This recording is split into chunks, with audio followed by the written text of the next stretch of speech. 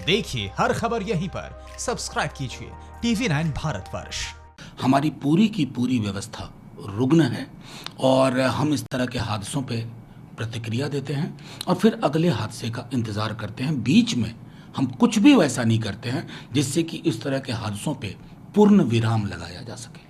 लेकिन जिस कंपनियों में इस तरह के गैस है उसके पास इन्वायरमेंट क्लियरेंस ना हो, सरकार को पता हो, तो फिर जनता किस सरोकार से वास्ता रखे? इसलिए मैं कह रहा हूँ कि आप जब एक तो जहाँ तक मुझे सूचना है ये रेजिडेंशियल एरिया के बहुत क्लोज है, अपने आप में ये चिंता का विषय है।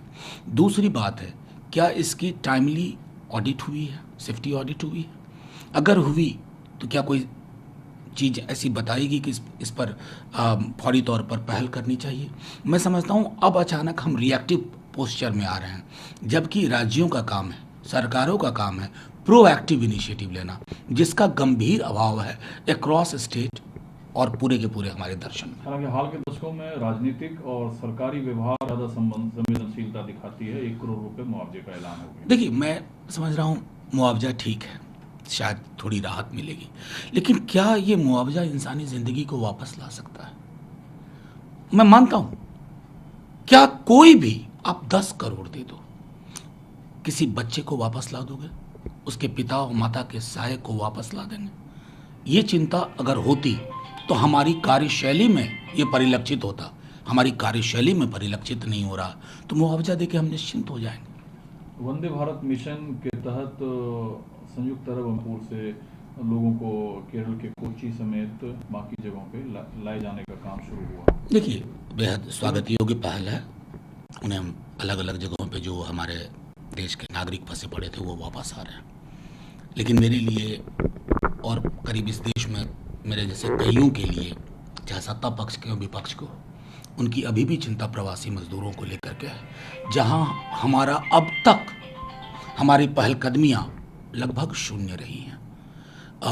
2 ट्रेन चलती है एक जगह से, 2 ट्रेन चलती है, जबकि लाखों की संख्या में, और घर पे रहें सुरक्षित रहें का दर्शन सिर्फ 10% लोगों के लिए नहीं है ना, उनके लिए भी है। तो उनकी वापसी हम सुनिश्चित क्यों नहीं कर पा रहे हैं? क्यों नहीं ट्रेनों की फ्रीक्वेंसी बढ़ाई जा सकती है?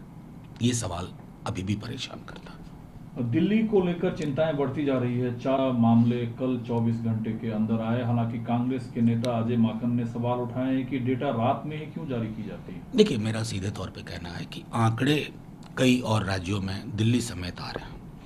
ये आंकड़े एक लेवल पर इसलिए भी आपके पास अब थोड़ी इसकी फ्रीक्वेंसी या ऊपर की ओर जा रही है कि कारण है कि आपने टेस्टिंग भी बढ़ाया है। शुरुआती दौर में जब हमारे देश के अलग अलग राज्यों के आंकड़े अपेक्षाकृत कम थे, कई राज्यों में हम इस बात को लेकर के बहुत खुश थे कि वहाँ कोई आंकड़ा नहीं है। वो इसलिए था कि टेस्ट उतनी संख्या में नहीं हुए थे। अब जब टेस्ट का दायरा बढ़ाएंगे, आंकड़े आएंगे, हमें अब फोकस करना चाहिए कि रिकवरी इंश्योर करना है। जो शुरू से बात होती थी, ट्रैक, टेस्ट, ट्रीट, ये हमारा होना चाहिए, आंकड़ों से डरना नहीं। परवाह देश की, सोमवार से शुक्रवार रात 10 बजे TV9 भारतवर्ष पर।